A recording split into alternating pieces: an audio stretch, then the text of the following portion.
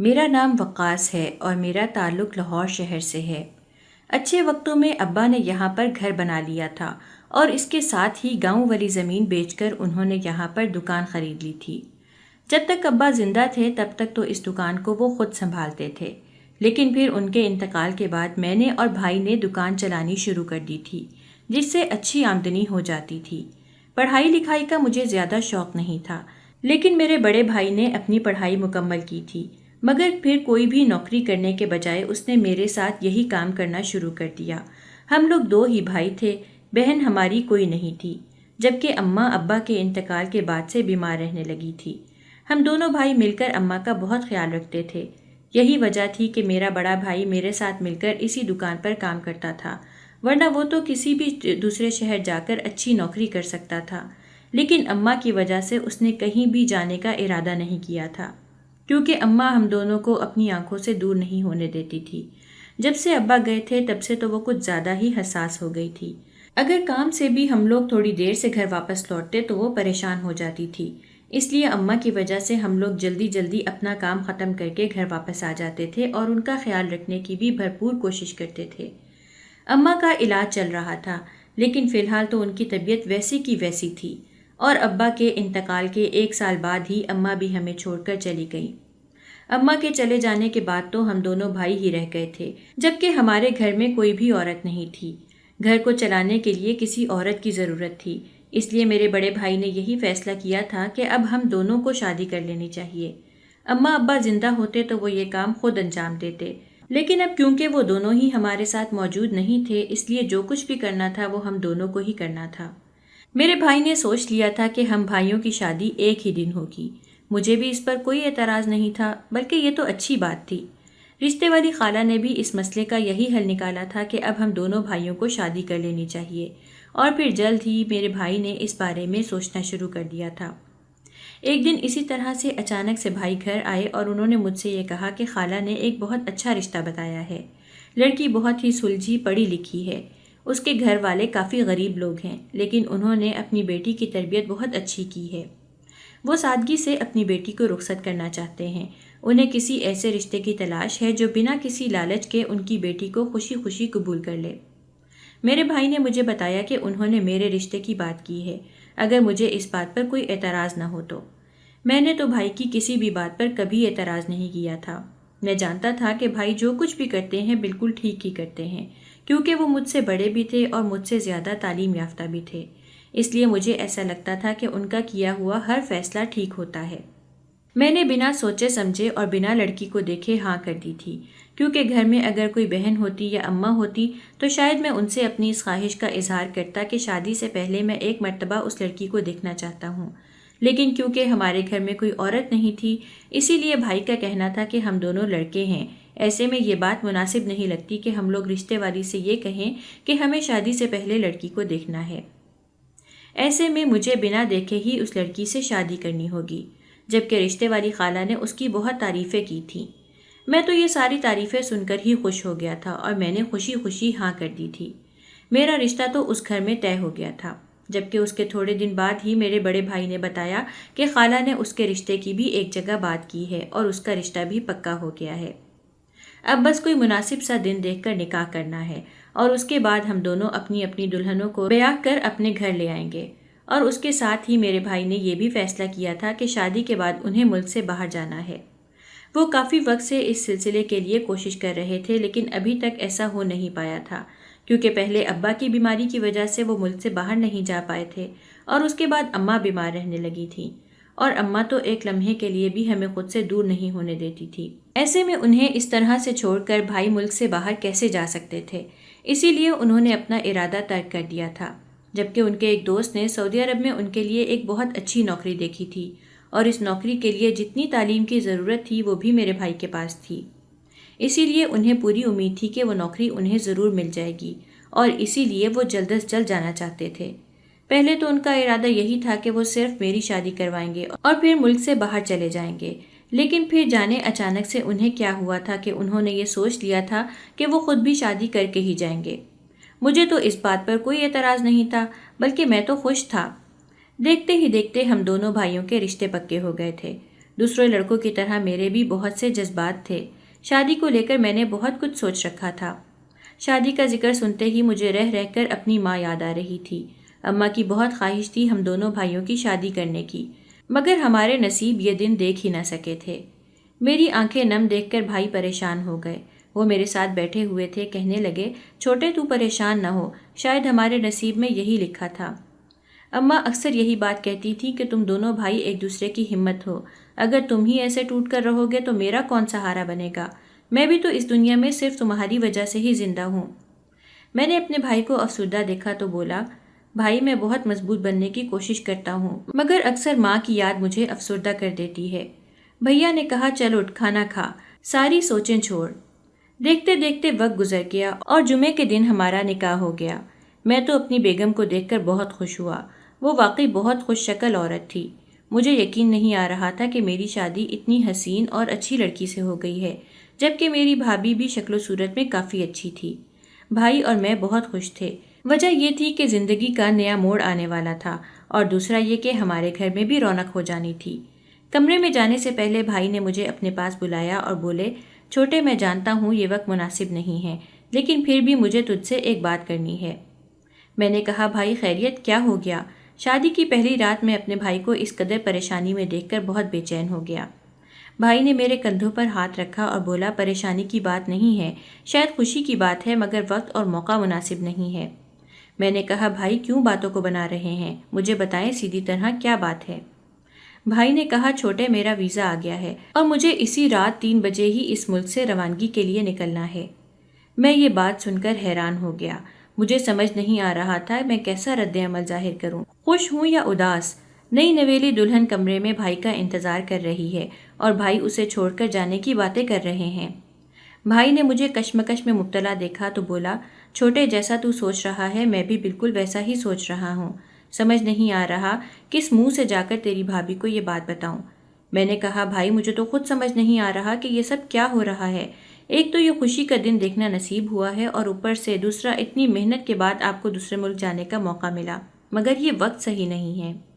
بھائی نے کہا، یہی تو میں سوچ رہا ہوں، تو مجھے بتا کیا کروں؟ تو میں نے کہا، بھائی آپ بھابھی سے کوئی بات نہ بنائیں، انہیں سیدھی طرح بتائیں کہ آپ نے جو قدم اٹھایا ہے وہ خوشحال مستقبل کے لیے ہے اور انہیں آپ کا ساتھ دینا پڑے گا۔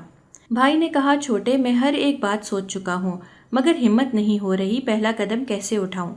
میں نے کہا، بھائی اگر آپ برا نہ منائیں تو میں بات کرتا ہوں بھابھی سے۔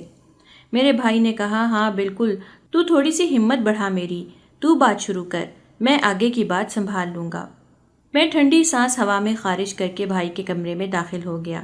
اندر کا منظر کافی خوشگوار تھا۔ سیج پر بھابھی بیٹھی بھائی کا انتظار کر رہی تھی، مگر میرا دم گھٹنے لگا یہ سوچ سوچ کر کہ بھائی بھابھی کا انتظار کر رہی ہیں اور میں انہیں ایسی خبر دینے آیا ہوں جس کا کوئی نئی نویلی دلہن تصور بھی نہیں کر سکتی۔ میں خاموش کھڑا تھا، تبھی ایک خفیف سی آواز میرے کانوں سے ٹکرائی۔ بھابھی شاید سمجھ رہی تھی کہ بھائی آئے ہیں کمرے میں، اسی لیے انہوں نے مجھے باریک سی آواز میں سلام کیا۔ اس سے پہلے کہ میں کوئی جواب دیتا، اس سے پہلے ہی بھابھی میری جانب آئی اور میرا بازو تھام کر بولی، آپ نے مجھ پر بہت احسان کیا ہے، مجھ جیسی بے سہارا کو اپنا نام دے کر۔ پوری عمر آپ کی غلام رہوں گی اور آپ کی پابند اور وفادار رہوں گی۔ میں تو اس رد عمل کے لیے تیار ہی نہیں تھا، فوراً بجلی کی رفتار سے پیچھے ہوا۔ بھابھی بھی میرا رد عمل دیکھ کر خود بھی دبک کر پیچھے ہو گئی اور میں نے کمرے کی لائٹ جلائی اور بولا، بھابھی میں آپ کا دیور ہوں، بھائی نہیں۔ بھابھی نے کڑکدار لہجے میں مجھے کہا، تو آپ اس وقت میرے کمرے میں کیا کر رہے ہیں؟ میں نے بھابھی کو بتایا کہ میں آپ سے ایک ضروری بات کرنے آیا ہوں۔ ان کا یہ بیگانہ رویہ مجھے محسوس ہوا تھا۔ وہ بولی، جی بتائیں بھائی، کیا بات ہے؟ میں نے کہا، بھابھی میں جانتا ہوں یہ موقع صحیح نہیں ہے، مگر میں مجبور ہوں۔ کچھ عرصے پہلے بھائی نے اس ملک سے باہر جانے کے لیے ویزے کے لیے اپلائی کیا تھا۔ کافی کوشش کے بعد اب ان کا ویزا نہیں آیا تھا۔ دوسری بات یہ تھی کہ اماں کی بیماری کی وجہ سے بھائی انہیں چھوڑ کر نہیں جا سکتے تھے۔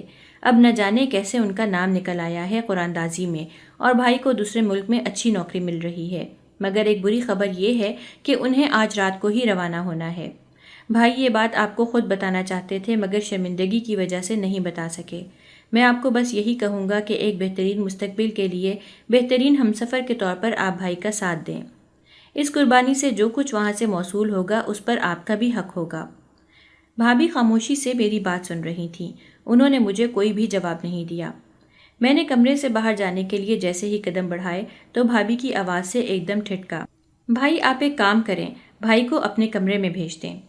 मैं कमरे से निकला तो मैंने देखा कि मेरा भाई और मेरी नई नवेली दुल्हन मेरी मुंतज़िर हैं। मैंने भाई को आंखों ही आंखों में कमरे में जाने का इशारा किया।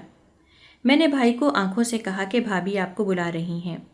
वो मेरा इशारा समझते हुए कमरे में चले गए। मैं भी खामोशी से अपनी ख्वाबगाह की तरफ चल पड़ा। एक अजीब सी बेचैनी हो रही थी। शायद भाई के जाने का सुनकर ऐसा हो रहा था। रात तो मानो कांटों पर गुजरी।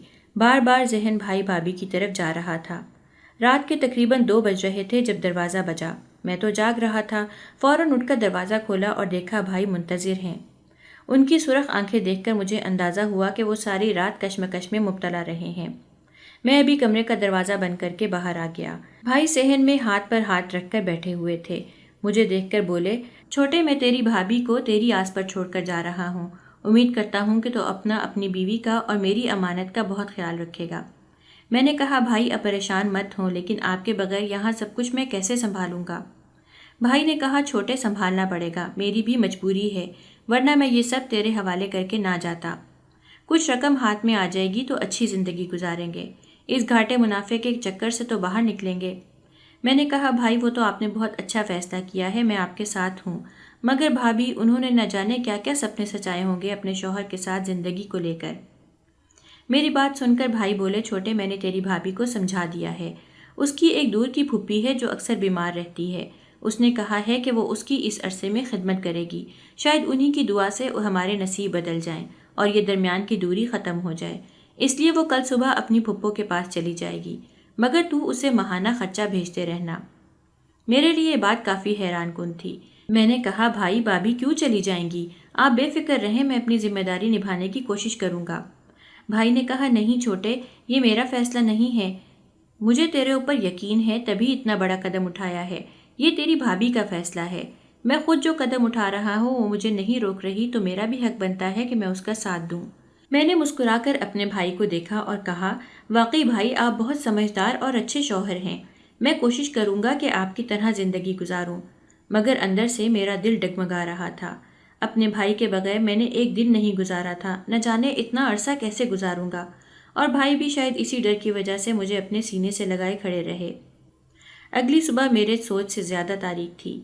भाई और भाभी दोनों ही मिले बगैर ही चले गए थे। कल ही तो हमारे घर में रौनक आई थी। इस अकेलेपन में मेरा अकलौता सहारा सिर्फ और सिर्फ मेरी बीवी थी। वाकई रिश्ते वाली खाला ने सही कहा था।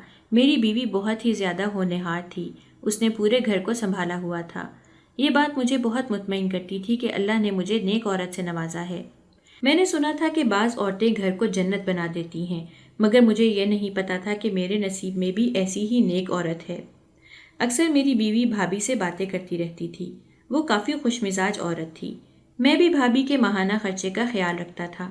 देखते ही देखते शादी को 6 माह गुजर गए। न लौटकर भाई आए और ना ही भाभी।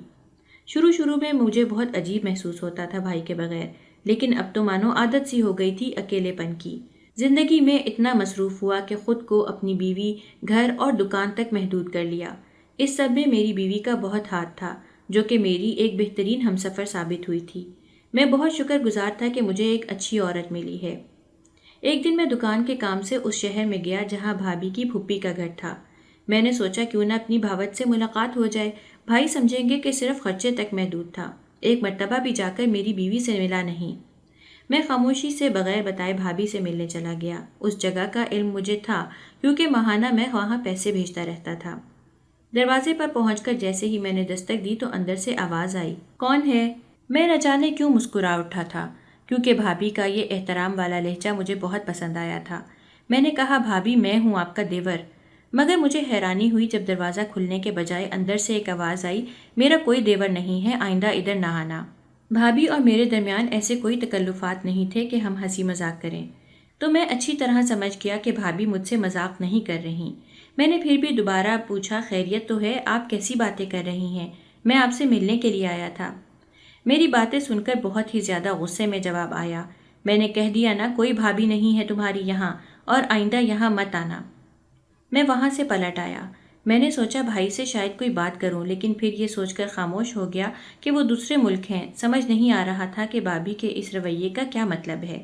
میں ابھی اپنی گاڑی میں بیٹھ کر واپسی کے سفر کے لیے روانہ ہوتا کہ اس سے پہلے مجھے اپنے پیچھے سے کسی کی آواز سنائی دی تھی۔ میں نے پلٹ کر دیکھا تو ایک بوڑھی سی عورت تھی جو کہ چادر سے اپنا منہ چھپائے ہوئے مجھے ہی پکار رہی تھی۔ میں نے اس عورت کو دیکھا تو پہچان نہیں سکا۔ عورت میرے پاس آئی اور بولی، بیٹا۔ میں نے کہا، معذرت، میں آپ کو پہچان نہیں سکا، آپ کون ہیں؟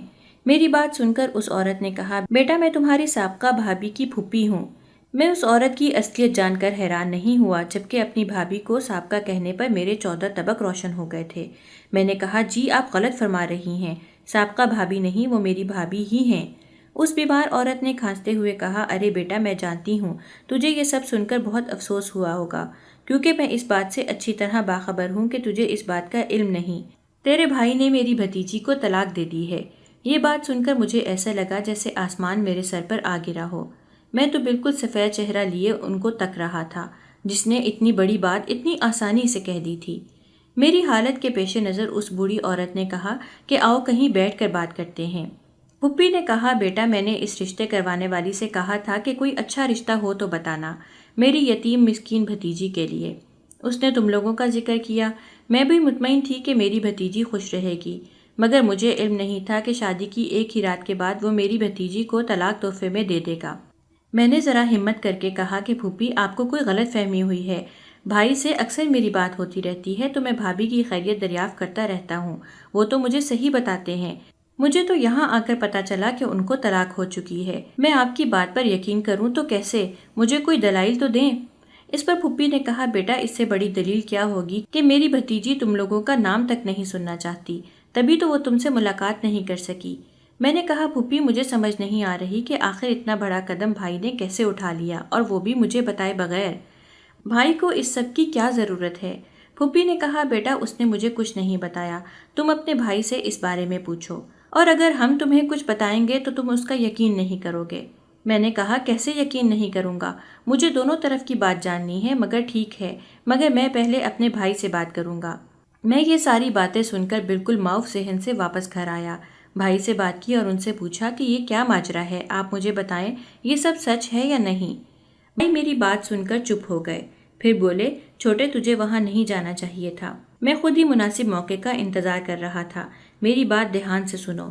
میں جانتا ہوں یہ رشتہ جیسے بھی ہوا، مگر میں مجبور تھا۔ میں ذرا سا تیز لہجے میں بولا کہ بھائی ایسی کیا مجبوری ہو گئی کہ آپ نے پہلی رات کی دلہن کو طلاق دے دی؟ بھائی نے کہا، تمہاری ساری باتیں بجا ہیں، لیکن اگر تمہاری دلہن شادی کی پہلی رات ہی تم سے اس بات کا انکشاف کرے کہ اس کی شادی زبردستی کی گئی ہے اور وہ کسی اور میں دلچسپی رکھتی ہے تو تم جیسا غیرت مند کیا کرتا؟ میں نے کہا، بھائی آپ بات کو گھمائیں مت، مجھے سیدھی بات بتائیں، میرا دماغ چکرا رہا ہے، مجھے سمجھ نہیں آ رہا۔ بھائی نے کہا، تمہارے جانے کے بعد جب میں کمرے میں گیا تو تمہاری بھاوج نے مجھے کہا کہ وہ کسی اور کو پسند کرتی ہے اور میں اسے طلاق دے دوں۔ اگر میں نے ایسا نہ کیا تو وہ اس کے ساتھ ناجائز رشتہ بنا کر رہ سکتی ہے، اور اگر میں اسے طلاق دے دوں تو وہ ایک جائز رشتے میں بن کر اپنی زندگی گزار لے گی۔ میں نے صرف اپنے خاندان کی عزت بچانے کے لیے خاموشی سے یہ رائے اختیار کی، مگر مجھے علم نہیں تھا یہ سب تمہارے سامنے ایسے آئے گا، اور یہ آگے کا پروگرام کہ پھپھو کے گھر بھیجنا ہے، یہ سب اسی عورت کی سازش تھی۔ مجھ سے صرف یہ کہا گیا تھا کہ میں دنیا والوں کی نظروں سے اوجھل ہو جاؤں اور تمہیں یہ سب بتا دوں۔ میں تو اپنے بھائی کی باتیں سن کر سکتے میں آ گیا۔ میں نے کبھی سوچا بھی نہیں تھا کہ وہ بھابھی جسے میں اپنی ماں جیسی عزت دیتا تھا وہ ایسی نکلے گی۔ بھائی کا فون بند ہونے کے بعد میں کتنی دیر ایسی حالت میں بیٹھا رہا اور یہی سوچتا رہا کہ کیسے ایک جائز تعلق کو بھابھی نے ناجائز تعلق پر فوقیت دی اور اپنا گھر برباد کر لیا۔ اس نے اپنی پھوپھی کا بھی خیال نہیں کیا جس نے بہت چاؤ سے اس کی شادی کی تھی اور طلاق کا داغ لے کر اس کے سر پر بیٹھ گئی۔ اگر اتنا ہی شوق تھا محبت کا تو شادی کے فوراً بعد پھوپھی کا گھر چھوڑ کر چلی جاتی۔ اس بیمار عورت پر بوجھ بننے کی کیا ضرورت تھی؟ مجھے رہ رہ کر غصہ آ رہا تھا کہ کیسے میں نے ان کا خرچہ اٹھایا، ایک ایک ضرورت کا خیال رکھا۔ اگر بھائی سے رشتہ ختم ہو گیا تھا تو کیا ضرورت تھی ہمارا مال و دولت ہڑپنے کی؟ اس پر بھی ان کا کوئی حق نہیں تھا۔ مجھے وہ رقم واپس چاہیے، وہ میری حق حلال کی کمائی تھی۔ میں بھی اب غیرت کے نام پر نہ جانے کیا کیا سوچ رہا تھا۔ میری بیوی نے مجھے بیٹھے دیکھا تو میرے پاس آئی اور بولی، کیا ہوا، آپ کیا سوچ رہے ہیں؟ میں نے اسے دیکھ کر کہا، کچھ نہیں، بس ایسے ہی بیٹھا تھا۔ میں نے ایک نظر اپنی بیوی کے معصوم چہرے کو دیکھا جو کہ دوپٹے کے حالے میں چمک رہا تھا۔ مجھے یہ سب دیکھ کر اپنے اندر سکون محسوس ہوا کہ شکر ہے اللہ کا کہ اس نے مجھے ایک نیک بیوی سے نوازا ہے، ورنہ بعض عورتیں تو بھابھی جیسی ہوتی ہیں جو اپنا گھر برباد کرنے میں 1 منٹ نہیں لگاتی۔ جس سے محبت کرتی تھی بھابھی، اگر وہ لڑکا اتنا ہی سچا تھا تو اب تک شادی کیوں نہیں کی؟ یہ خیال مجھے بار بار ستا رہا تھا، جبکہ بھائی نے مجھے منع کیا تھا کہ میں بھابھی سے اور ان کی پھوپھی سے کوئی رابطہ نہ رکھوں، مگر مجھے رہ رہ کر یہی خیال آ رہا تھا کہ بھابھی کا مجھ سے اتنی تیز آواز میں بولنا اور ان کی پھوپھی کا بار بار بھائی کی بات پر زور دینا، نہ جانے کیوں میرے دل میں ایک بار خیال آیا کہ میں ضرور ایک بار جا کر ان لوگوں کو سن کر آؤں جنہوں نے میرے بھائی کے اوپر طلاق کا داغ لگا دیا ہے۔ لیکن پھر سوچا کہ جس گلی جانا نہیں اس گلی کا نام کیا لینا، اچھا ہے ہمارا ان لوگوں سے کوئی تعلق نہیں ہے، کل کو کوئی اونچ نیچ ہو جاتی تو سب سے یہ کہتی کہ ہمارے رشتہ دار ہیں۔ جانے سوچوں کے سمندر میں گھرے کب مجھے نیند آئی۔ 15-20 دن تک کام میں لگاتار مصروف رہنے کی وجہ سے بھابھی کی طرف سے میرا خیال بالکل ہی نکل گیا۔ ایک دن میں دکان سے واپس آ رہا تھا جب مجھے راستے میں وہ عورت دکھی جس نے ہمارے رشتے کروائے تھے۔ فوراً مجھے ساری بات یاد آ گئی۔ میں اس رشتے والی کے سامنے جا کر کھڑا ہو گیا اور اکڑ کر بولا، تمہارے ہماری اماں سے کتنے پرانے تعلقات تھے؟ میری اماں تم سے رشتوں کا کہتی تھی کہ کوئی نیک اچھی پارسا لڑکیوں کو ہمارے گھر میں بسانا۔ میری بیوی تو بہت اچھی نکلی، مگر وہ جو میرے بڑے بھائی کی بیوی تھی وہ گن تم نے نہ جانے کیوں میرے بھائی کے پلے باندھ دیا۔ تمہاری ہم سے کیا دشمنی تھی؟ میرے بھائی کی زندگی برباد کر دی۔ آخر ایسا کیا مسئلہ تھا؟ رشتہ نہیں کروانا تھا تو کہہ دیتی، کوئی اچھا رشتہ نہیں ملا، ایسے گن کو تو ہمارے سر نہ باندھتی۔ میں تو نہ جانے کیا کیا بول رہا تھا جب اچانک اس عورت کی کڑکدار آواز پر خاموش ہوا۔ اس نے محلے میں چیختے ہوئے کہا، ارے چپ، بہت بول رہے ہو، کب سے میں سن رہی ہوں۔ سمجھتا کیا ہے تو خود کو، کہیں کا شہزادہ لگا ہوا ہے؟ کیسے رشتے دکھائے، بلکہ میں شرمندہ ہوں اس غریب اور بیمار عورت سے جس کی بھتیجی کی میں نے زندگی برباد کر دی۔ اس یتیم مسکین بچی کی مجھے کہیں بددعا نہ لگ جائے، اس ڈر سے میں تو خاموش ہوں اور واویلا نہیں کیا۔ اور تو جو اتنا غیرت مند بن رہا ہے اور گھر کی عزت کی بات کر رہا ہے، اپنے گھر پر نظر رکھ، آئی سمجھ؟ اور اللہ کے قہر سے ڈرو جو تم لوگوں نے اس معصوم یتیم اور غریب بھتیجی کے ساتھ کیا، کہ اس کی پھوپھی کے ہائے سے ڈرو۔ ہٹ راستے سے، آئندہ اگر میرا راستہ روکا تو یاد رکھیو بہت برا حال کرواؤں گی۔ میں تو سن رہ گیا، یہ سب کیا ہو رہا تھا۔ ایک طرف بھائی بھابھی کو قصوروار سمجھتے تھے اور بھابھی بھائی کو، اور یہ عورت ہمیں ہی قصوروار سمجھ رہی تھی۔ کچھ تو ایسا تھا جو سب کے درمیان تھا۔ میں بہت کشمکش میں مبتلا تھا، سمجھ نہیں آ رہا تھا کہ کس طرف جاؤں۔ گلی کے بیچوں بیچ کھڑا میں یہی سوچ رہا تھا۔ میں نے ایک رخ دیکھ لیا اور ایک رخ یہ عورت مجھے دکھا کر چلی گئی۔ مجھے فوراً سے سمجھ آ گیا کہ مجھے اب کیا کرنا چاہیے۔ میں ابھی کہیں جاتا کہ اچانک ایک بچہ بھاگتا ہوا آیا اور مجھے بولا کہ آپ کی بیوی آپ کو بلا رہی ہے۔ میں واپس الٹے قدم گیا اور جا کر دیکھا تو ایک قیامت برپا تھی۔ میری بیوی مجھے روتے ہوئے بتا رہی تھی کہ غیر ملک سے کال آئی ہے، بھائی کا انتقال ہو گیا ہے۔ یہ خبر سنتے ہی میں ہوش و حواس سے بیگانہ ہو کر زمین پر گر گیا۔ مجھے سمجھ نہیں آیا کہ میں اس بات پر کیا رد عمل ظاہر کروں۔ بھائی کی تدفین اسی علاقے میں کر دی گئی تھی۔ ہفتے 10 دن کے سوگ کے بعد میں دکان پر آیا۔ میں تو بالکل ادموا ہو گیا تھا، سمجھ ہی نہیں آ رہا تھا کہ اب اکیلے پہاڑ جیسی زندگی میں کیسے گزاروں گا۔ میں بالکل تنہا ہو گیا تھا۔ اس سب میں میری ایک بیوی ہی تھی جو ہمدردی میں میرے ساتھ تھی۔ دکان کی واپسی پر میں شام کو جاتا تو وہ مجھے افسردہ دکھائی دیتی۔ میں چاہ کر بھی اس کی دلجوئی نہیں کر سکتا تھا کیونکہ مجھے اس وقت خود اس کے سہارے کی ضرورت تھی۔ اگلی صبح میں گلی سے گزر رہا تھا جب کسی نے مجھے آواز دی کر بلایا۔ میں نے پلٹ کر دیکھا تو حیران رہ گیا۔ سامنے میری ہی بھابھی منہ چادر سے ڈھانپے ہوئے کھڑی تھی۔ میں نے انہیں فوراً پہچان لیا مگر سلام کے علاوہ کوئی اور بات نہ کہہ سکا کیونکہ میرے کندھوں پر میرے بھائی کی موت کا بوجھ تھا۔ میرے جھکے ہوئے کندھے بھابھی نے دیکھ لیے اور بولی، جو کچھ ہو گیا میں اسے دہرانا نہیں چاہتی، میں ان کی مغفرت کے لیے دعا کروں گی، میں اپنا ہر ایک عمل ان کو معاف کرتی ہوں۔ یہ بات کہہ کر وہ جانے لگی جب میری پکار پر رکی۔ میں نے کہا میں نے ان کی بات بھی سنی تھی اور آپ کی بات سننے کا منتظر ہوں کہ آپ مجھے بتانا پسند کریں گی کہ آپ کی ان کے بارے میں کیا رائے ہے۔ میری بات سن کر بھابھی بولی، میں زیادہ کچھ نہیں کہنا چاہتی، بس یہ کہوں گی کہ جو کہانی انہوں نے تمہیں سنائی ہے وہ میری آپ بیتی نہیں بلکہ تمہاری بیوی کی ہے۔ میں یہ بات سن کر فوراً برہم ہوا اور ڈانٹتے ہوئے بولا، خبردار اگر میری نیک بیوی کا اپنی زبان سے نام بھی لیا تو۔ مگر میری بات سن کر بھابھی مسکرائی اور بولی، تمہیں میری بات پر جب تک یقین نہیں آئے گا جب تک تم خود نہ دیکھ لو۔ میری بات مانو تو فوراً اپنے گھر کو جاؤ اور دیکھو وہاں کیا ہو رہا ہے۔ بھابھی کی بات سن کر میں الٹے پاؤں گھر کی طرف بھاگا۔ گھر کے اندر جو منظر میں نے دیکھا وہ سب دیکھ کر میری روح فنا ہو گئی۔ مجھے لگا میں کوئی خواب دیکھ رہا ہوں۔ یہ سب حقیقت نہیں ہو سکتا، یہ سب حقیقت نہیں ہو سکتا کہ میری آنکھوں کے سامنے میرا مرا ہوا بھائی بیٹھا ہو، مگر وہ تو میری بیوی کے ساتھ خوشگپیوں میں مصروف تھا اور اس کا سر میری بیوی کے پہلو میں تھا۔ اس کا مطلب ہے کہ بھابھی صحیح کہہ رہی تھی۔ وہ دونوں میری آمد سے بے خبر ایک دوسرے میں گم تھے کہ اچانک میری بیوی کی نظر دروازے کی طرف گئی تو اس کی آنکھیں پھٹنے کی حد تک کھل گئیں۔ میں ان سب چیزوں کو نظر انداز کرتا ہوا اپنے بھائی کے مقابل جا کھڑا ہوا اور اس کا گریبان پکڑ کر پوچھا، آخر کیوں میرے ہی گھر کا پہرے دار میرے ہی گھر پر تاک لگائے بیٹھا تھا؟ اپنی بیوی کی آواز پر میری اپنے بھائی کے گریبان سے گرفت ہلکی ہو گئی۔ میری بیوی بولی، اس سے کیا پوچھ رہے ہیں، میں بتاتی ہوں۔ میں غریب ماں باپ کی بیٹی تھی، رشتے والی کے لالچ میں آ کر میرا رشتہ تم سے طے تو کر دیا، مگر اس بات سے بے خبر کہ میں تمہارے بھائی سے محبت کرتی ہوں۔ یہ راز اس وقت کھلا جب تم اپنی بھابھی سے اپنے بھائی کے ویزے کی بات کرنے کے لیے گئے تھے۔ اپنے پرانے محبوب کو روبرو دیکھ کر میری محبت جاگ اٹھی۔ یہی حال تمہارے بھائی کا بھی تھا۔ 1 منٹ کی رفتار سے ہم نے یہ پروگرام بنایا کہ پہلے تمہاری بھابھی کو راستے سے ہٹاتے ہیں، پھر تم سے خلا لے کر میں تمہارے بھائی سے شادی کر لوں گی، مگر اس سے پہلے ہی تم اپنی بھابھی سے ملنے چلے گئے اور یہ راز فاش ہو گیا۔ میں تو یہ سب سن کر سکتے میں آ گیا تھا۔ اچانک میرے قدم پیچھے ہٹے۔ میں نے اپنے بھائی کو دیکھا جو اس وقت صفاق بنا مجھے دیکھ رہا تھا۔ اتنا بڑا دھوکہ، اور اس معصوم کی بددعا سے نہیں ڈرے؟ ناجائز تعلقات، رشتہ، نکاح، سب کچھ ان لوگوں کی نظر میں بے مول تھا۔ ابھی ہم کچھ کرتے کہ اس سے پہلے ہی 3-4 پولیس والے ہمارے گھر میں داخل ہوئے اور میرے بھائی کو گھسیٹتے ہوئے لے جانے لگے۔ میں تو پتھر کا بن گیا تھا، مگر میری بیوی کی آواز کانوں میں آئی کہ تم ان کو کیوں لے کر جا رہے ہو؟ تو پولیس والے نے کہا، یہ شخص فراڈ ہے، غیر ملک سے اس نے کچھ سامان بیچا ہے، اس کیس میں اس کو سزا ہوئی ہے۔ یہ بات سن کر میری بیوی میرے پاس آئی اور بولی، اپنے بھائی کو نہیں بچاؤ گے؟ میں نے ایک آنسو بھری نگاہ اس پر ڈالی اور بولا، داغ کسی کا سگا نہیں ہوتا۔ یہ بات بول کر میں اپنا جتنا حق بنتا تھا اتنا لے کر اس شہر سے دوسرے شہر میں چلا گیا۔ یہاں جا کر اپنا کاروبار شروع کیا اور نئے سرے سے زندگی شروع کی۔